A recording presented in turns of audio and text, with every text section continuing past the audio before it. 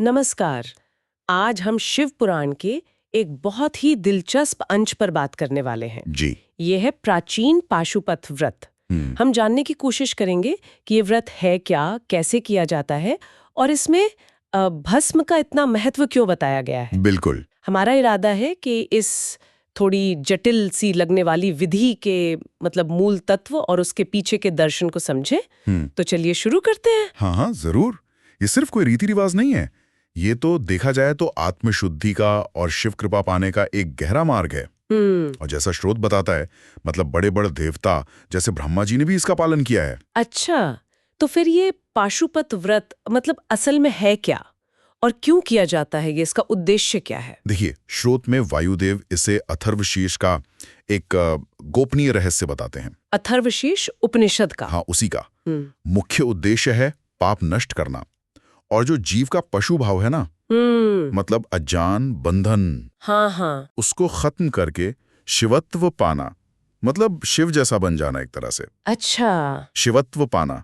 और दिलचस्प बात यह है कि ये व्रत भोग भी देता है, यानी सांसारिक सुख और मोक्ष भी, दोनों। वाह, भोग और मोक्ष दोनों, ये तो बड़ी अनोखी बात है। जी।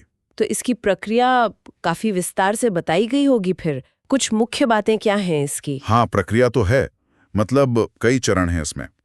सबसे पहले तो सही समय और स्थान, जैसे कहते हैं कि चित्रा नक्षत्र वाली पूर्णिमा सबसे उत्तम है। ओके। और स्थान, कोई शिव कृपा वाला पवित्र स्थान या कोई बगीचा, वन जैसा इलाका। ठीक है। और फिर आता है संकल्प। त्रयोदशी को स्नान वगैरह करके सफेद कपड़े पहनकर कुश के आसन पर बैठते हैं और शिव पार्वती का ध्यान करते हुए व्रत का प्रण लेते हैं। ये संकल्प देखिए, जीवन भर का भी हो सकता है, पूरे जीवन का। हाँ, या फिर कुछ साल, महीने या कुछ दिन के लिए भी। हाँ, इसमें थोड़ी छूट है। अच्छा, इसके बाद क्या होता है? इसके बाद एक खास चीज है, विरजा होम। विरजा होम, ये क्या है? ये एक अग्नि अनुष्ठान है। इसमें अग्नि स्थापित करके घी, लकड़ी यानी संविधा और चरु मतलब पकाया हुआ अन्न, वो अग्नि में डालते हैं। इसका मकसद है आंतरिक शुद्धि, जो हमारे शरीर के तत्व हैं ना, पंचभूत, इंद्रियां, मन, बुद्धि, अहंकार, उन सब की शुद्धि। अच्छा, ये तो काफी गहरा विज्ञान लगता है। जी। पेनिसी प्रक्रिया में भस्म तैयार की जाती है।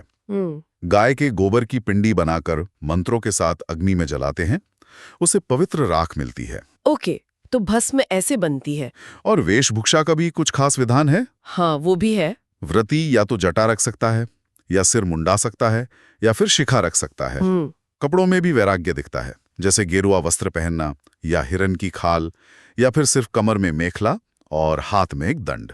ये सब शायद अनासक्ति दिखाने के लिए है ना? बिल्कुल, बाहरी चीजों से मोह त्याग। आपने भस्म बनाने का जिक्र किया और पहले भी कहा कि भस्म बहुत महत्वपूर्ण है। तो ये इतनी केंद्रीय क्यों है इस व्रत में? इसका क्या अर्थ है? हाँ, भस्म तो समझिए इस व्रत की आत्मा है।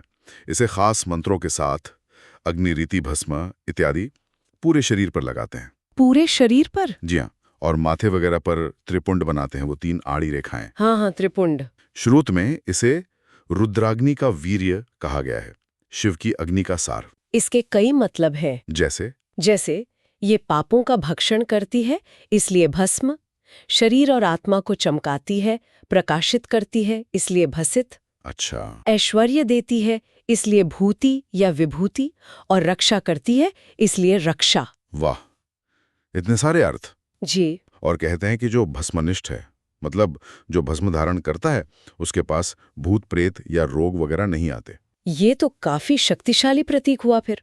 तो इस शुद्धि और भस्म धारण के बाद फिर शिवजी की पूजा भी होती होगी? हाँ बिल्कुल, भस्म शुद्धि के बाद विस्तार से शिव पूजन का विधान है। उसमें क्या क्या होता है? स्फटिक मणि का शिवलिंग हो, या कोई और रत्न या धातु का, या फिर मिट्टी या गंध का ही शिवलिंग बनाकर उसे स्थापित करते हैं। फिर पंचगव्य से स्नान कराते हैं, चंदन वगैरह लगाते हैं, और फिर बिल्व पत्र, कमल के फूल हजार हजार की संख्या में चढ़ाने का विधान है।